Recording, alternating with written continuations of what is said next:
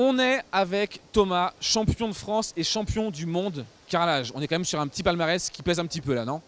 Oui, bah, c'est vrai que ça change un petit peu des parcours, on va dire, standards. Kevin, quel souvenir tu gardes des sélections nationales quand tu les as fait à l'époque avant d'aller à Sao Paulo? L'ambiance, la cohésion d'équipe qu'il y avait, les entraînements, l'émotion qu'on a en nous, c'est une émotion qu'on retrouve nulle part ailleurs.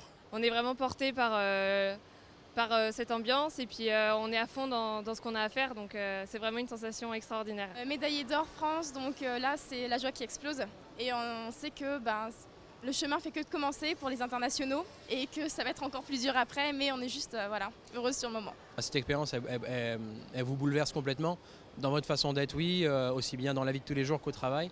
Ça vous pousse à vous surpasser, à aller toujours plus loin. Donc c'est vrai que ça nous fait gagner un peu en maturité professionnelle et humaine aussi. Ça permet d'être endurci, d'être très précise, de résister à la pression et donc d'avoir ensuite un métier qui nous permet de travailler comme par exemple moi à l'heure d'aujourd'hui dans l'hôtellerie de luxe. Donc d'avoir ce côté, même sur le CV, qui a un point d'appui. Et après personnellement, juste on change de façon d'être, de personne, de la sociabilité, enfin tout vraiment c'est que du plus. Ça a changé plein de choses parce qu'au final, professionnellement parlant, maintenant je sais que j'aurai un travail, je risque pas de me retrouver au chômage comme ça. Au retour, j'ai eu des entreprises qui m'ont contacté pour venir travailler et du coup j'ai réussi à avoir un poste en Suisse en tant que programmeur sur des centres d'usinage à grande vitesse. J'ai été embauché dans un palace à Paris qui s'appelle le Meurice.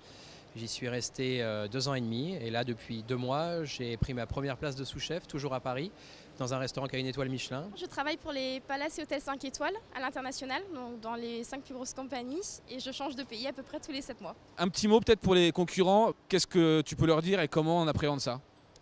Je leur dirais qu'ils donnent le meilleur d'eux-mêmes et qu'ils profitent à fond de cette expérience-là parce qu'on peut la faire qu'une seule fois. Pour ceux qui ont vécu un début de compétition un peu négatif, il faut se dire que tout est encore à jouer et inversement, ceux qui se sentent confiants, surtout ne pas être trop confiants. Tout est possible, il faut y croire, il faut se battre et faut rien lâcher. Profitez-en parce que c'est unique et c'est juste génial. Du coup, j'ai une dernière petite question pour vous.